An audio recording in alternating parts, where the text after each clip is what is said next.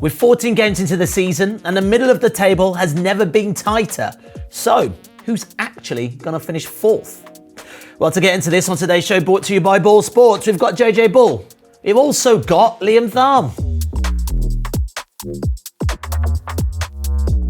We weren't going to talk about Chelsea, but after losing to Leeds on Wednesday night, they're currently fourth, but we're kind of confident they'll probably finish third. Now, let's talk about the chasing pack, Liam. Aston Villa in particular. This is a team that didn't win their first 6 matches, but now things are looking good. Why? Yeah, it's an interesting one. I mean, they've started scoring more often and, they've really kind of started scoring a lot from outside the box, scoring from range in quite unsustainable fashion, but it's been working and been putting them ahead in games. I think similarly to Chelsea, we've seen a lot of teams starting to sit off Aston Villa a lot more, knowing that Emery wants to play kind of that box midfield, wants to bait the press, wants to play through teams. Teams are going to sit back more and say, well, we're not going to play how you want us to play. And they've had to kind of turn to long shots quite a bit. Now, before the Brighton game, it was 9 of their 16 goals have been scored from outside the box. They then went and scored 4 goals from all inside the box against Brighton. So they showed they've still got that quality there. And, had that from Ollie Watkins, who scored a brace, I think, for the first time in more than a year now. Yeah. So he'd only scored 1 goal all season, had been dealing with some knee issues and problems. But we've got a nice viz here to kind of look at Villa's long shot reliance, really, and that amount, not just from distance, but really in that kind of central space. They're getting into the half spaces a bit with chances, but just been really, really struggling to break teams down. Now listen, they've got really good ball strikers. They've got a team that's always packed with number 10s. Emery doesn't really seem to like wingers an awful lot. He's played Guesson a bit there on the right-hand side, but often you've got Rodgers, you've got McGinn. There's good ball strikers across the team that I think, as unsustainable as that can be, it suits kind of the players and the profiles there. But I think the big thing with Ollie Watkins is not just his goals, but the creative output that he brings. It's 27 assists he's got, I think, in the past 3 Premier League seasons. Incredible, I didn't know which that. I think for like a creative midfielder, you'd be like, that's a really good return. He had a really good partnership with Morgan Rodgers last season especially. They kind of complement each other really, really well. And if we look at where the assists actually come from on the pitch, it's amazing how kind of spread they are in terms of the width. Now, naturally, you don't expect him to go out wide too much as a number 9, but he's doing a lot of these runs into the channels, a lot of creation from the half spaces, a lot of cutbacks that he's pulling in for other midfielders when he runs in behind. He just tires teams out a lot more because he's constantly running in behind, constantly giving that outlet. He brings other players into play, which you need when you've got those number 10s there. So I think when he's not there or he's not fit, I think they don't quite click as a team in the same way. Okay, will they actually finish fourth though at the end of the season? I think they're probably the main contenders, yeah. I think they struggled really at the start of the season. They've got into a lot more consistent form now. I think you're always a bit suspect when a team goes from really bad form to really good, or vice versa, and you go, maybe they'll balance out somewhere in between. Let's talk about Brighton, who Villa beat. And I think they've kind of gone a bit under the radar. I think we just kind of expect them to be okay. They're currently 7th in the Premier League at the time of recording. Talk to me about these guys, because we have seen steady improvement and better football, and we've got to talk about Welbs as well. Oh, we can start with Danny Welbeck, of course. I mean, the team, I think, is quite well built around him now. You've got Yankuba Minter off the right, who plays really high and wide, really good cross of the ball, really good runner, presses really well. And this team now has become one really that's about really the out-of-possession intensity. They've got the most final third regains in the league. They force some errors. They nick balls in midfield and can break. But yeah, that entire attack, when you've got kind of the first choice kind of front 4 now as it is without Kaoru Mitoma, who's been a big miss this season, but Diego Gomez has filled in there at number 10, kind of playing off the left but moves inside, lets the fullback come on, so they're a little bit more lopsided. But Fabian Hertzler has really found a settled team. These are changes he's making to each team that starts a game. This isn't to do with subs. You can see we've reached basically a period where after kind of 7-8 games in the season, he found a really consistent team, and he actually named for the first time, this was away to Crystal Palace when they drew 0-0, an unchanged team in the Premier League. He'd always been changing last season, had a lot of good attackers, kind of trying to find the right balance, and I think it's not always a bad thing to change, but he did kind of find some stability. And they had a period of not conceding. They'd conceded 1 goal in 4 games before Villa came, so that wasn't good at all, but I think that the green shoots are really there. Okay, fourth, talk to me. I don't think so. I think they're a little bit too inconsistent for that. They're really good in terms of how well they finish games, tend to start games pretty slowly. The Villa game was a weird anomaly because they've relied a lot on kind of goals from substitutes, goals late on in games, which is a good, I think, trait to have, but should kind of be a part of your game. If that's the main way you're getting points, it's really hard to sustain. You don't always want to be falling behind and chasing games like that. Yeah, so maybe where they are right now, 7th feels about I think right. so, and that's still chasing a European spot, right? And I think last season, were it not for Man City losing the FA Cup final, they'd have had European football by league position. So be there or thereabouts again, and it might come good for them. Okay, well, let's talk about Manchester United, JJ. Because at the time of recording, Manchester United have not played West Ham yet, so things might still change in the league. But, dare I say, are they looking less bad? I think they're definitely better than they were earlier in the season. They got better, but I always look at expected points. All right. You can't rely on it, but it shows you some stuff. United are currently 10th, but they haven't played against West Ham, which happens. We're recording this on a Thursday, so that'll happen. They'll probably be higher up. But we can see the United is that over time, like Amorim has made them better. You can see this: the blue line is good and red is bad. They have been getting better, then they get slightly worse, and they're just really inconsistent. You can never really tell what they are. And they're definitely better in transition. When they can get in behind teams, they're able to do a bit more, and that's the games they tend to win. Because the only games where they've had more possession and won are against Burnley and Crystal Palace. Don't tell Palace fans that, but yes. Well, that's it. Nice. So when they have more of the ball, they tend to win less. It doesn't mean you just give them the ball, but also give them the ball. But you can see what's really frustrating with them is that sometimes they're quite good, they look quite good, and then they come to the next game and they're just not there, and it's mostly out of possession, and it's like the intensity and the energy. This is against Everton when they're playing against 10 men, so it should really be a bit of a gimme. They should probably expect to break them down quite easily. But this is James Garner in so much space. In fact, two midfielders, and they've got too much room to play in. When eventually Garner gets the ball, no one's really getting tight to him. And what I think should probably happen is the two things that are going on here. So in this system, you want this right centre back to step up so the ball cannot go to him, so it's not an option anymore. So then you have to keep slowing down, probably go wider, and it slows them down. Doesn't happen. But also you probably want Bruno Fernandes should just know to skip across a little bit instantly, faster like that. Casemiro's maybe tighter here. Maybe someone should come across the player on the ball. There's lots of things that are going on here, and it's a knock-on effect. When the ball comes through, it splits the two midfielders, so you're behind the midfield line, so now he's at the centre-backs. Then you've got two players versus a three against Man United, and they've got 11 men versus 10, so this shouldn't really happen. But you can start seeing that all the shape just starts falling apart. Why is Shaw there? Why is De Ligt there? Goes past one player, Fernandes doesn't put in a tackle hard enough. Euro he's off balance, he gets caught in the turn. Two tackles, they should just go through, take him out. This shouldn't happen there. He gets away, scores, and that's Everton in the lead.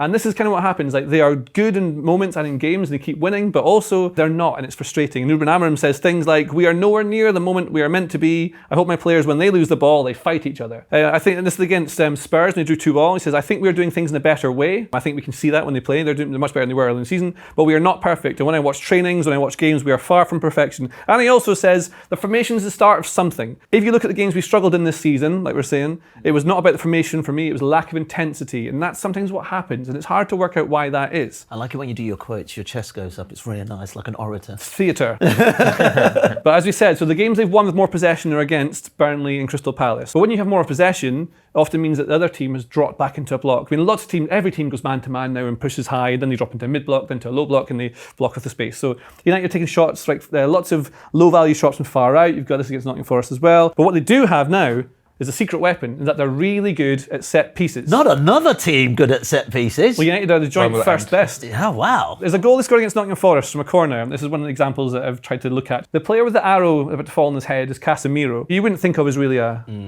set-piece threat, would you? Really. Would you? But not the main one. You've probably seen the numbers though, haven't you? Which are coming up. Yeah, So, I mean, don't ask the data guy. Ask me. No spoilers. So you can't really see this very well because it's too far out, you're looking at this. But if I get closer, what you can see, the arrow is going to go through Casemiro's head here. He's trying to get to the ball. But Lenny Yoro, who's taller, more of a threat, he comes running in and takes away the marker who's going to go to Casemiro. It's a simple thing. Kind of thing Arsenal do, I think, quite a lot. Like, you have blockers, you have people who look like they're the threat, but they're not. They're actually the blocker. And so that means when Casemiro is there, he then is free for the header. Maybe also Yoro's meant to be the header here. I can't really tell, but it looks like Yoro comes in to try and block him out. And there's lots of examples of this throughout the season where United have been doing things like this, blockers, back post runs to front post, lots of stuff going on, blocking the keeper. Basically, they've learned from people. And you can see that Casemiro's actually got the fourth most shots. Like, Fernandes is mostly, that's when taking shots at goal from directly. Casemiro is a threat from set pieces. That's what Liam knew. But they are the joint first best at scoring set pieces. It's a huge jump, especially in attacking corners. So from the last 7 seasons, it's an enormous jump at how good they've got at that. But as Ruben Amorim says, if you don't work on set pieces, you're losing already. Will they finish 4th? I think they could sneak it, but I think actually they'll probably finish 6th or 7th, something like that. It's around maybe 8th. So between those numbers, they could finish anywhere between 5th and 8th, I think. Okay, fair. All right, well, you mentioned a lot of teams are going man-to-man at the moment. And also, I wonder sometimes, what's the best way to play against teams with this tactic? Well, here's Sam Ty. Welcome to What's Changed, presented by Boyle Sports. Man-to-man marking is rife in the Premier League right now. It's fast, it's physical, and it's designed to make life hell for the top players. So what are coaches doing to combat it? Let's take a closer look. Man marking in open play used to be quite rare. There were some specific game plans, like when Ander Herrera marked Eden Hazard out of the game in 2017, promising he'd follow him everywhere, even to the toilet, or when Sir Alex Ferguson used to deploy Park Ji-sung against playmakers in big games. Some specific teams have also made it their identity, like Marcelo Bielsa's Leeds United. But it wasn't commonplace until recently, and now managers are being forced to embrace total football to defeat it. Take Arsenal, for example, who deploy Ricardo Calafiori in a free roll. He moves to wherever there's space, and his teammates make corresponding movements, rejigging the whole alignment. Or Aston Villa's use of Morgan Rogers, who drifts and pulls markers into uncomfortable positions. He was particularly effective against Bournemouth, who subbed their right back after 35 minutes on the pitch. Perhaps this explains why players like this have become so valuable, as their comfort in every area of the pitch is the natural antidote to man-to-man marking. Oh, and of course, we've got to talk about Sunderland. Drew with Liverpool at Anfield, started the season so well, brilliant for a promoted side, but can they keep it up? That's the question. Yeah, they were magic against Liverpool, I thought. They were really, really good. They have a good team. They've spent it really well. And they have gained 12 points from losing positions, which is the joint most of any team in the league. Wow. So they never give up. That's what you want. The underlying numbers tell me a different story. Don't do this. I wanted good news. Well, Good news. Stop spoiling. Well, you remember last season Nottingham Forest were really high in the season. They've just overperformed forever. I think Sunderland keep doing things we don't expect them to, so they're breaking the model quite a bit, and it's really fun to watch when that happens. But expected points has them sitting in 18th place, which is much lower than where they are, and predicted has them finishing slightly higher than that. Okay, as long as they don't get relegated, I'm like... They're not going to get relegated. I think that was after 9 games. They had 17 points, I think it was, and no team's ever been relegated with that. Fair. So they're safe. That's decent news. No pressure, so that's going to help them an awful lot. They have got an absolutely brutal December coming up. They drew against Liverpool. They almost got a win out of that. If that ball to the keeper had gone through and he'd finished it, that would have been 3 points. They've got Man City coming up, then the derby against Newcastle, then Brighton, who could finish 4th, we think, as well. Leeds, who knows, and Man City, obviously. So that's a really tough thing coming up. But they've also about to lose 7 players to AFCON. And 4 of the main ones, Ronaldo, Siddiqui, who's excellent last night as well, Talbi, Traore, lots of players who featured in the last game they started are not going to be there. They also have a secret weapon, and it's Nordi Mukiele, who can throw the ball into the box. Yes. Like a human catapult. And you can see this is his attacking throws this season. He's reaching this front post an awful lot of the time. It's causing chaos. So he's got this great technique with a long throw. We know that's one of the things lots of teams are doing this season. Sunderland can play, like they can go direct, they can keep the ball, they can do everything. They play wide, they win throw-ins, chuck the ball in the box, cause havoc, and they are so much better than I think anyone really thought they were going to be. And but not 4th. Not 4th? No. Right, there's still plenty more teams to get through, actually. So let's rattle through them. We have to start with Liverpool, because I thought they were turning a corner, and then they draw against Sunderland with a below-par performance. Where are they going to finish this season? Yeah, I mean, that's their first draw all season, so they'd had 7 wins and 6 losses before that, and it'd been really weird when they'd gone 1-0 up, they'd won, and when they'd gone 1-0 down, they'd always lost, apart from, obviously, that game against Sunderland where they came back. So I think just being so inconsistent and running hot and cold is never a good thing. Theoretically, they should get better anyway, because they had so much squad churn over the summer. That just needs time for players to settle, for relationships to form. Slots tried and tweaked a bit with formations. We've now seen, for instance, him playing without Salah, playing without Kirkes. So, maybe they can find a more cohesive way of playing that's not quite the same as what they're doing last season, something a little bit, just a little bit different, moving away from that's more slot rather than kind of continuing the clock way. So yeah, I still underlying problems for them, but I think they should turn a corner a bit. It shouldn't be kind of win-loss every single week. That I think, again, similar to Man United, maybe 5th, 6th. 5th, 6th, so not 4th. Wow. Palace. They want to operate on all 4 cups, but it's quite a small squad, JJ. It is a small squad. This is all the players that have started for Crystal Palace in the league this season. You'll observe that there are 4 players on the bench. Yeah, only 4. Wow. I think they've rotated the least of any team in the league. So you've only got Lerma, really, Hughes come in here, Devaney can come in over here, and Canvo. Well, it doesn't matter, does it? They don't have enough players. They're really tired. This is the problem that they've got. Oliver Glasner has addressed this. He's talked about it in the post-match. I think it was against Man United, when he said, if you play European football for the first time in your history, you should invest and not save. They should have spent more money. Have more players. I think January is too late to add we'll have played more than 50% of our games. I understand where he's coming from, because it relies on like players understanding exactly what to do within this system that he has. So if they come in January, it might be too late to adapt. If he now. bought them in the summer, there's a good chance they wouldn't have played anyway, really, until round about now. So they'd be coming in now, and then they'd be ready for the second half of the season. That could probably have been them finishing much higher in the table. I really thought at the start of the season they could have finished in the top 5. Now they do look tired. And United like ground them down over time, and they fell apart in that sort of game by the end. Still good. I think they can still do okay. But I think Glasner can see it. The way he talks about it, I think will feed into the players. They sort of see what's happening now. Okay. So fair. not 4th. Not 4th, okay. Well, let's talk about Brentford, because quite a few people, including a lot of the Athletic journalists, had them to go down this season, but they're surprising quite a few at the moment, aren't they, JJ? Absolutely, yes. So according to expected points, again, at time of recording, they are actually 6th in the table. That's a lot higher That's really high, than actually. many predicted. You? Correct. But they've played really well. They play to their strengths. So Keith Andrews was set piece coach before. They kind of play the entire game like it's all set pieces, like the entire game. They don't just sit deep and counter like you might think. Like they press high, they go into a mid block, they drop, and they're really compact. They do everything really well, but they're quite limited. They've got good players, but not the best ones, so they're getting a lot more out of them than maybe they should, which is what Brentford have done for years. They also have Igor Thiago. He's the 4th highest top scorer in the top 5 European leagues. Wow. 11 goals. Making his play for the World Cup. Come on, Thiago. He could be their number 9. He has scored 5 penalties. This is when a small. Leave it. It's still a goal. Don't take it Small from him. caveat. Don't take it from him. But they utilise him to his strength. So like every time Brentford has a chance to put the ball forward early, they do. Really obvious examples from early season against Man United. Jordan Henderson wins the ball here, spots the run, pings it over the top, straight away in behind. They've got these fast forwards who are getting in behind. But with Thiago, he's got a player who can hold the ball up and then looks to go forward as well. So here's them against Newcastle. Thiago has the ball here, circled. As soon as he gets the ball, shields it, turns round and pings it in behind. They get players in behind. Kevin Schade is absolutely rapid up top. So you get this is a really good example as well. This is against West Ham. Loads of time on the ball because West Ham just don't put any pressure on anyone. Awful. So this is a Brentford player on the ball, passes it forward through the lines, splits the press with no hassle whatsoever. They could easily play through the lines here and come forward, but what he does, turns, pings the ball over top, in behind. And they score from this as well. So this, like Brentford, what they do is they get the ball forward quickly, but not always. They mix it up. They're a lot more flexible than maybe you'd think or the way it sounds like. But they also have... Secret weapon. It's not secret, everyone knows. This one's not secret. It's definitely not a Everyone secret, knows no. this. Michael Coyote Yeah. is a cannon. He's some sort of laser weapon. So his technique for a long throw is absolutely phenomenal. He's a great player as right back anyway.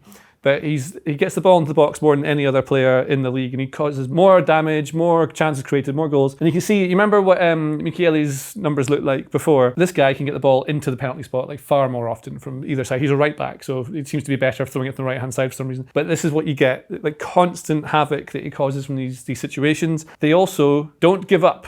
They've scored the joint most goals from the 76th minute onwards. So they are a team that is never going to surrender, but also they'll chuck the ball in the box and get a goal out of that. Okay, but not 4th. No, not 4th. That's a shame. Coyote, come on, play for Nigeria, bro. Come on, you know you want to. AFCON.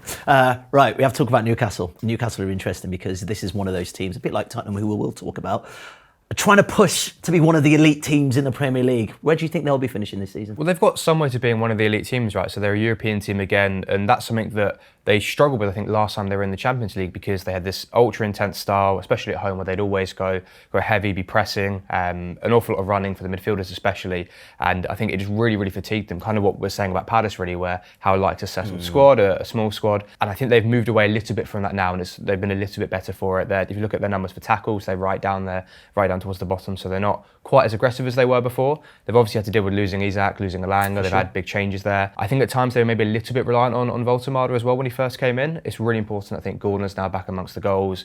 He's a really key player for them. And I think they're really contingent on kind of keeping their fullbacks fit. Tino Livramento on the right, he can fit on the left when he needs to, but when he's on the right, Lewis Hall down the left, I think they're two of the best fullbacks in the league. The way they get forward really, make those wide triangles come to life. Pope's now obviously out the team, Ramsdale's come in for a game, so I think Howe's having to experiment a little bit, find some new solutions. So they should be up there, providing they can honestly just find some success in away games. They finally beat Everton, finally won an away game, and they've been really dreadful and really passive for a lot of the season away from home. So if that's them turning a corner, I think they've got every chance of chasing at least the top 4 spot. Okay, nice.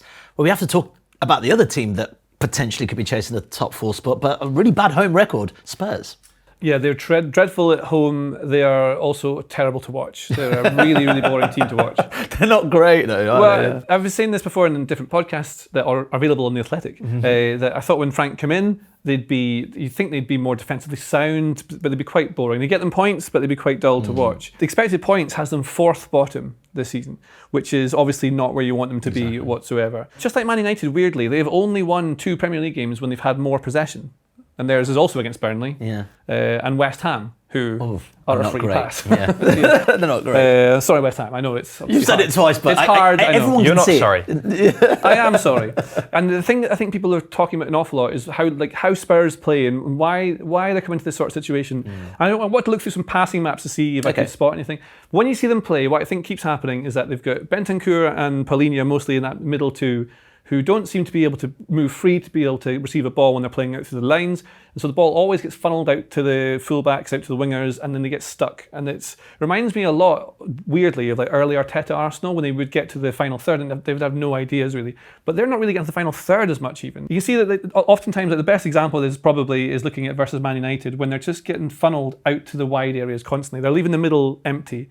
You'll see it in any game with Spurs. The middle's often empty, the ball goes wide, then they get in crosses, and I think they've played more crosses into the box, and I think it's any other team, might be one more than them just now. And that is their chance creation mostly, is from crosses into the box. And if you don't really have anyone who's going to attack the ball and no one following in behind them to try and help with that, win the second balls, it just becomes quite scrappy and you don't really play very well with it. And I think that's the problem they're really having. And I don't think that's really a sustainable way to rely on chance creation, is going with crosses. Everyone is massive now. You've got loads of big defenders. And they haven't really got a real centre-forward fit at the moment. You know, Solanke's been injured for most of the season. No, I agree. And I think Richarlison's not really that kind of player either. They don't really have the component parts. It's interesting seeing them constantly linked in different gossip columns with like a left winger rather than in like a midfielder that can place in the middle and go with it or something. It's not all quite there yet. And the stadium seems to be getting on top of them as well. And they don't seem to be enjoying that. So I don't think 4th is in their realm this year. Oh, sorry, Spurs. But also maybe because there's about 20 teams. Yeah, true. And it's so weird there in the middle. But we'll talk more about Bournemouth. Haven't won in 5 matches. I mean, I've enjoyed watching Bournemouth. They've lost a lot of players, but where will they finish? They had a real good period for most of last season and kind of fell away towards the tail end. So I'm a little bit more concerned that now they're kind of having a bad spell. As you say, they lost, I think it's 4 of their kind of first choice back 5 from last season. That's a real hard number of players to lose, let alone all from kind of one unit in one part of the pitch. And specifically for a team that are so high pressing, I think the focus is always on the forwards, but you need those defenders who can step up, like JJ was saying earlier, kind of with the United examples, players that can jump, be tight and kind of make that press complete and make it whole. So I thought they might struggle at the start of the season. They weren't, they were okay, and I thought, oh, Andoni Iraola's just cracked it again, whereas I sound like John sitting here saying that. But I thought they were completely onto it, and they've fallen away a bit now. Defensive base has really fallen apart. I think it's 13 goals they've conceded in their past 5, so it's quite a lot. I think they're struggling to kind of take the onus in games a bit. They can play up in games really well when they have to play Liverpool or City, they play Arsenal, they can compete in those because they can press high, they can be direct, they can be disruptive. But in a similar way to Palace, when we've kind of spoken about them, that can struggle actually having more of the ball, trying to dominate games, break teams down. So I think, again, 8th, 9th, they can be pushing for it, but I think their ceiling feels a little bit capped at the moment. I mean, we've gone around the houses, but we haven't actually figured out who we think might be finishing 4th. Who do you reckon? Yeah, I think Villa, probably going to balance out, started the season poorly, really picked up form. They'll probably find somewhere in the middle of that. And with the European season to juggle as well, I think it's a lot of games to play, a real test of the squad. I think it's quite hard to sustain when you haven't got quite as big and deep a squad as some of the big teams do. Okay, what about you? Who's finishing 4th? I think it could be Liverpool or Crystal Palace, Chelsea, Brentford, Newcastle. If you like this video, please consider subscribing to the channel. The Athletic is home to some of the world's best sports journalists, including David Ornstein, Amy Lawrence and James Horncastle. With the latest transfer news and insights on every Premier League story that matters, theathletic.com puts you inside football